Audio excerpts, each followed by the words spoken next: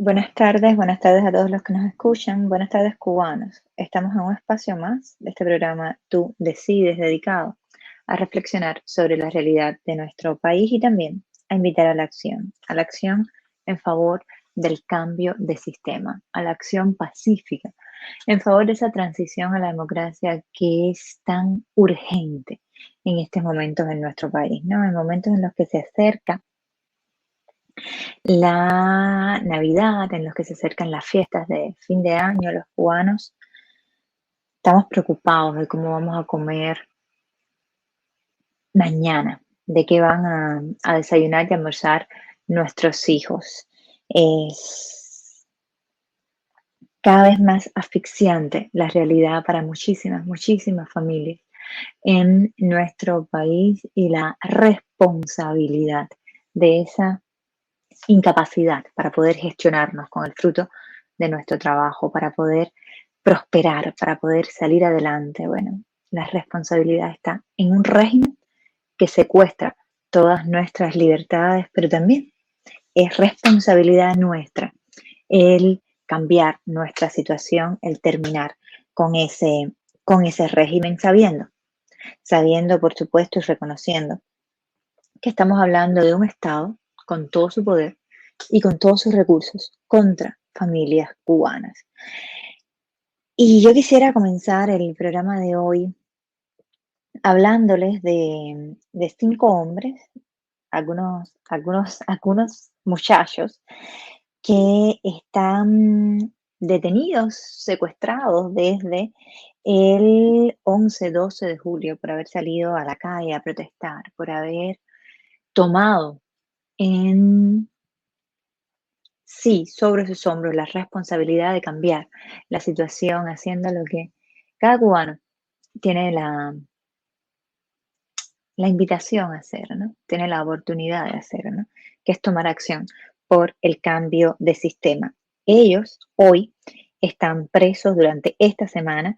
El régimen cubano los ha sometido a un juicio, por supuesto, lleno de mentiras, de arbitrariedades y de injusticias, y se encuentran esperando sentencias que el fiscal ha, de manera totalmente absurda, pedido desde los 4 hasta los 8 años para, por ejemplo, Maldiel Rodríguez. Maldiel es un joven cubano de Caibarien, acaba de ser papá, le acaba de nacer un bebé. Sin embargo, a Magdiel no le han dejado regresar a su casa, lo han sometido a la tortura que significa estar secuestrado sin haber cometido ningún delito, junto con José Rodríguez, junto con Isel Fumero, a quien le están pidiendo nada más y nada menos que 6 años,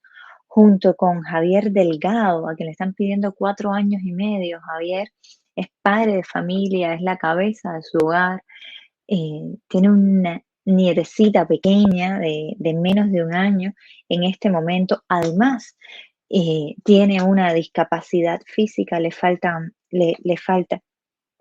una mano. Y junto a él también está Carlos Michael Morales, a quien le están exigiendo nada más y nada menos que 4 años de prisión. Esto no va a pasar, ¿no? Esto no va a pasar porque a esa dictadura no le quedan no le quedan 4 años, pero depende de cada uno de nosotros, depende de todos los cubanos, el exigir la libertad de todos los presos políticos, exigir la libertad de José Rodríguez, de Isel Fumero, de Magdiel Rodríguez, de Javier Delgado, de Carlos Michael Morales, de Adrián Nápoles Capote, de Aymara Nieto y de los más de 600 prisioneros políticos que hay en nuestro país. Y realmente es sumamente injusto y doloroso el comenzar un programa como el de hoy mencionando el sufrimiento de más de 600 familias y de más de 600 cubanos que están en prisión, pero el objetivo no es desalentarnos, el objetivo es, en primer lugar, reconocer el valor de estos cubanos, decir sus nombres, que recordemos sus nombres, que si es posible conozcamos sus rostros, que exijamos que, eh, que estén libres ya, de manera inmediata, porque no han cometido ningún delito, que homenajeemos su valor, su sacrificio, pero también que tomemos acción por ellos y por todos nosotros y por nuestros hijos, para terminar con un régimen cada vez más vulnerable, un régimen que el 15 de noviembre tuvo que sacar a todo el ejército a la calle, tuvo que sacar a la policía, tuvo que sacar a las tropas élites, tuvo que sacar a las boinas rojas, por miedo a la manifestación pacífica, por miedo a la manifestación pacífica del pueblo cubano, por miedo al derecho que tenemos los cubanos simplemente a decir lo que pensamos. Y yo quiero ahora desviar su atención hacia algo más que sucedió esta semana, eh, y que va precisamente a generar el apoyo, la presión que el pueblo cubano también necesita seguir construyendo, porque lo hemos dicho muchas veces, la movilización ciudadana es fundamental, ¿no? El protagonista de la historia de Cuba no es otro que nosotros mismos, no es otro que el mismo pueblo cubano. Pero la demanda de libertad del pueblo cubano requiere de todo el apoyo posible, y ese apoyo viene también de parte de la comunidad internacional, y debemos trabajar sin descanso para que la comunidad internacional apoye a la demanda de cambio de sistema del pueblo cubano y poder construir toda la presión sobre ese régimen que el pueblo requiere para forzarlos a someterse a la voluntad soberana de la ciudadanía.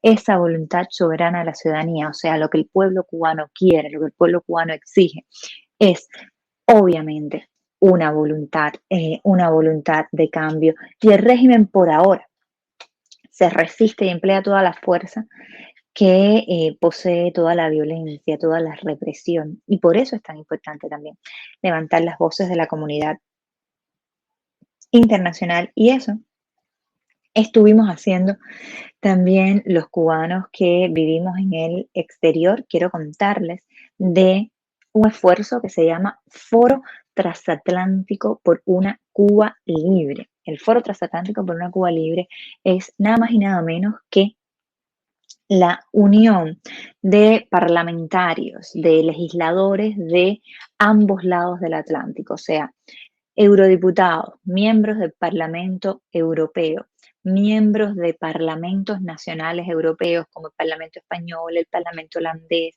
el Parlamento lituano, el Parlamento italiano, miembros del Congreso y del Senado de los Estados Unidos, miembros del Congreso y del Senado canadiense, todos juntos en este esfuerzo que se llama Foro Transatlántico. ¿Por qué? Por la libertad de Cuba. Lo estuvimos preparando y organizando durante muchas semanas desde la plataforma Cuba Decide, y finalmente aquí en la ciudad de Miami el pasado sábado 20 de noviembre tuvo su primera sesión el Foro Transatlántico por una Cuba Libre, con la participación de varios eurodiputados, con la participación de congresistas de los Estados Unidos, con la participación de senadores canadienses, con la participación de diputados españoles, de senadores holandeses. Y en esta primera sesión comenzamos escuchando los testimonios de la sociedad civil, escuchando lo que tienen que decir los cubanos, lo que tiene que decir la oposición cubana, el pueblo cubano en general, lo que tiene que decir la sociedad civil cubana, lo que está pasando en nuestro país, para que lo escuchen todos estos parlamentarios, y también lo que esperamos de ellos, recogiendo todo el trabajo que se ha hecho ya durante más de un año con las propuestas de pasos de cambio y agrandándolas con la situación actual, aumentándolas, adaptándolas a lo que está ocurriendo en nuestro país en este momento. Escuchamos de Ramón Saúl Sánchez del Movimiento Democracia, escuchamos de Orlando Gutiérrez Boronar del Directorio Democrático, escuchamos de Silvia Iriondo, escuchamos de Salomé García, que está trabajando con el grupo que se llama Justicia Cuba, precisamente hablándole de los presos políticos en este momento, de la cantidad de menores que también están en prisión desde el 11 de julio simplemente por decir lo que piensan. Escuchamos de Tania Bruera y que hizo una descripción de la represión en este momento, la que ha sufrido ella y también la que sufren cada uno de los activistas y los miembros de la sociedad civil cubana. Escuchamos de expertos que hablaron no solamente de lo que está ocurriendo en nuestro país, sino también de la influencia y las consecuencias nefastas que ha tenido el régimen cubano para el resto de la región, para el resto de América Latina y en general de todo el hemisferio. Y esa primera parte del foro transatlántico, de la primera mitad de esta sesión inaugural, terminó con las palabras de Marta Beatriz Ferrer.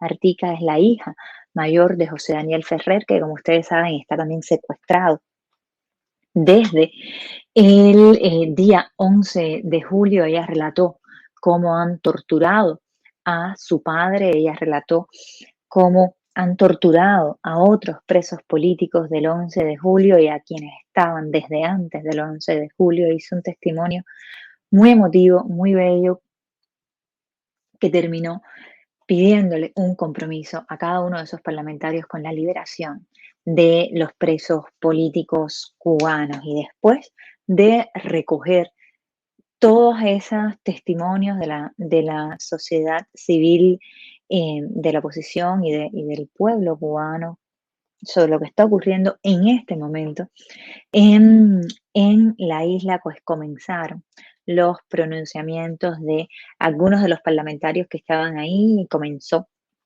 la eurodiputada que es vicepresidenta del Parlamento Europeo, la checa Dita Charanzova. También habló el eurodiputado Herman Tersch, que estuvo aquí en Miami durante toda la semana. Habló también el congresista Mario Díaz Balart, habló el senador Marco Rubio desde Canadá, nos habló el senador Housacus, comprometiéndose a llevar adelante tanto en el Senado canadiense como delante del gobierno canadiense cada una de los compromisos y de las decisiones que se asumieran en ese foro transatlántico, que les voy a contar ahora cuáles fueron. Les voy a leer lo que dice esta primera declaración fundacional del foro transatlántico. Confluyeron las miradas europeas con las miradas norteamericanas, con la mirada canadiense. Se habló también de América Latina y de invitar a América Latina a ser parte de este foro transatlántico y unir este triángulo que es la Unión Europea, eh, Estados Unidos y Canadá con el resto de América Latina, todos en favor de la libertad de Cuba. Y esto es muy importante. Esto es, esto es fundamental para apoyar, para darle el apoyo a ese pueblo que ha salido a las calles en Cuba, pero que está de manera pacífica, de manera desarmada y de manera muy desigual si lo comparamos con un régimen que tiene tres ejércitos exigiendo el cambio democrático. Ese pueblo necesita de ese apoyo, pero ese apoyo tiene que materializarse en acciones concretas. Y por eso este foro tenía y tiene dos objetivos fundamentales. El primero Entérense, cubanos, el primero es decirle que no están solos. Ustedes no están solos. Ahora mismo hay una coalición de parlamentarios a nivel transatlántica que está apoyando a esa acción, a esa movilización ciudadana que tiene lugar en las calles de Cuba y que tiene lugar en el mundo entero, porque los cubanos estemos donde estemos, estamos movilizados, ¿no? En casi 120 ciudades alrededor del mundo se llegaron a cabo movilizaciones. Este 15 de noviembre y ese momentum, esa, eh, ese impulso que tiene ahora mismo la ciudadanía cubana dentro y fuera de la isla tiene que continuar y tiene que ser apoyada por la comunidad internacional. Por eso yo quiero leerles el documento que leyó Mario Díaz Balar en el Foro Transatlántico. Es el documento que reúne los compromisos asumidos por cada uno de los parlamentarios que son parte de este foro, porque dijimos, el foro tiene un primer objetivo, que es decirle al pueblo cubano que no está solo, pero tiene un segundo objetivo, que es el de construir la presión que el pueblo cubano merece y necesita sobre ese régimen que está amenazando a la ciudadanía, que está reprimiendo a la ciudadanía y que se niega a obedecer a la ciudadanía. ¿Por qué? Porque hacen falta las dos presiones, la presión ciudadana, la movilización pacífica y también la presión de la comunidad internacional para obligar a ese régimen a hacer lo que cada gobierno democrático del mundo tiene la obligación de hacer, que es someterse a la voluntad del pueblo, porque el poder tiene que nacer del pueblo, si no, se llama dictadura, se llama tiranía, y es lo que tenemos en Cuba y por eso es importante el apoyo. Entonces, con esos dos objetivos, el de decirle al pueblo cubano que no está solo y el de seguir construyendo esta presión, se funda el Foro Transatlántico que va directamente, no solamente a hablarle al pueblo cubano, sino también a los gobiernos y a las instituciones a las que estos parlamentarios pertenecen. Porque ustedes van a ver ahora, cuando yo les lea la declaración, que estos parlamentarios han asumido el compromiso de incidir sobre sus gobiernos, los congresistas y senadores de los Estados Unidos sobre el gobierno de Biden, los senadores de Canadá sobre el gobierno de Trudeau, los eurodiputados sobre Borrell y sobre la Unión Europea, los diputados españoles sobre el gobierno de Pedro Sánchez, los holandeses sobre el gobierno holandés, los lituanos sobre el gobierno de Lituania. ¿Para qué? Para que los gobiernos tomen acción. Y esas acciones yo se las voy a contar ahora porque les quiero leer lo que dice el, el documento fundacional de este foro parlamentario transatlántico. Y dice así: Declaración de Miami, el 20 de noviembre del año 2021. Legisladores europeos y de las Américas instituimos este foro parlamentario transatlántico en solidaridad con el pueblo cubano y con su lucha por el derecho a vivir en democracia. Toda persona tiene derecho a la vida, a la libertad de pensamiento, expresión, manifestación y reunión. Hacemos un llamado a la comunidad internacional para que actúe en defensa de los derechos humanos en Cuba. Exigimos para Cuba el libre ejercicio de todos los derechos económicos, sociales, culturales, civiles y políticos para el pueblo cubano. Denunciamos la opresión constante que ha sufrido el pueblo por parte del régimen comunista y sus consecuencias desestabilizadoras en el resto del continente. Por casi 63 años, la dictadura ha impuesto un sistema basado en la exclusión y la discriminación contra cualquier cubano con una expresión divergente. El totalitarismo ha sumido a la sociedad en una profunda crisis humanitaria. Urgen cambios democráticos que terminen el apartheid político y permitan la construcción de un Estado de derecho, el terrorismo de Estado ejercido contra los ciudadanos en Cuba, con el fin de infundir el pánico y mantener el control.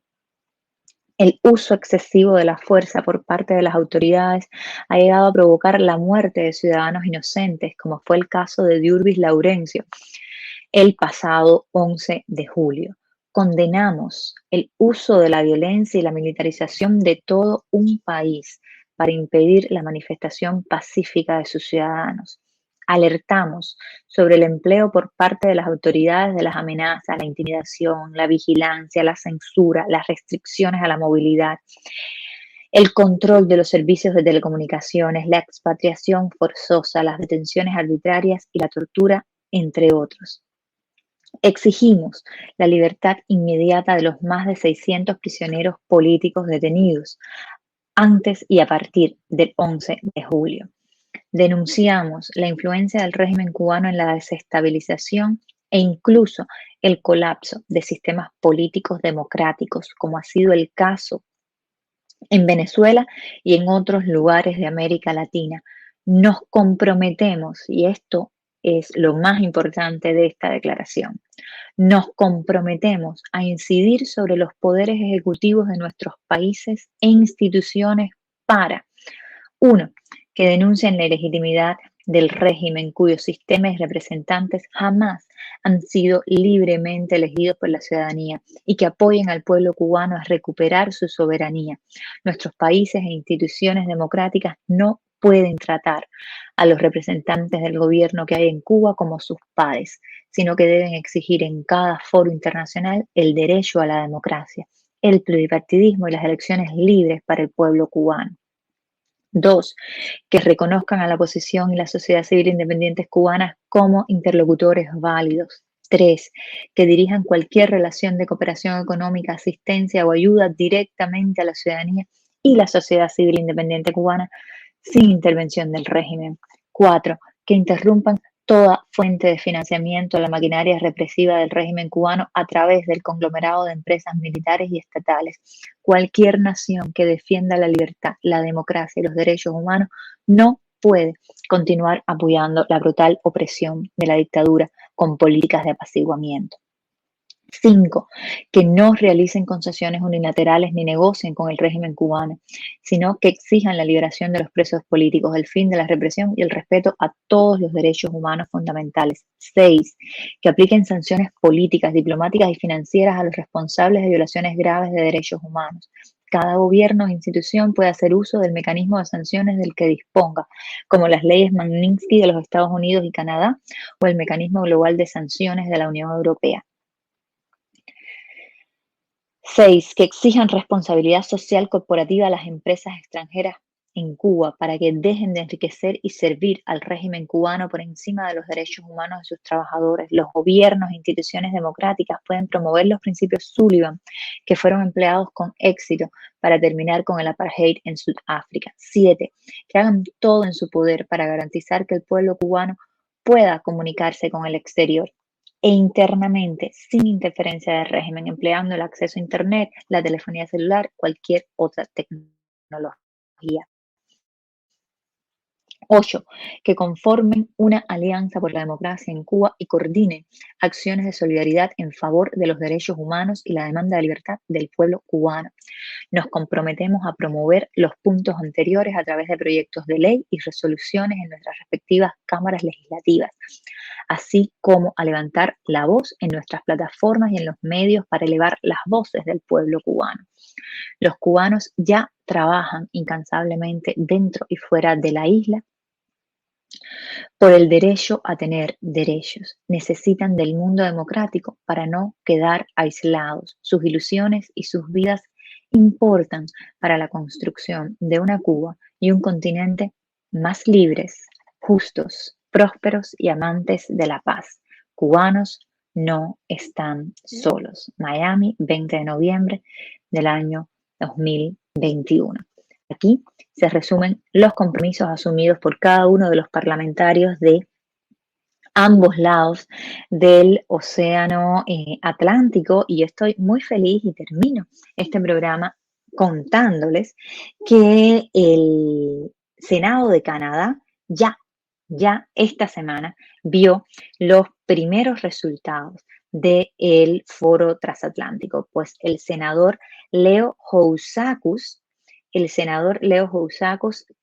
uno de los fundadores de este foro transatlántico, ya esta semana introdujo ante el Senado canadiense una primera moción nacida de nuestro foro para que el Senado de Canadá denuncie la legitimidad del régimen, reconozca a la oposición y a la sociedad civil cubana como interlocutores válidos y respete y exija que el régimen cubano respete el derecho a la protesta pacífica de todos sus ciudadanos. Así que ya vemos que comienza a dar frutos este foro, que la comunidad internacional comienza a moverse, y en un país como Canadá, donde casi nunca se apoya al pueblo cubano, van a tener que discutir y votar en el Senado una moción para denunciar a un régimen que jamás ha sido elegido por los cubanos, para reconocer a los ciudadanos, a la sociedad civil, a la oposición como interlocutores válidos, y para exigirle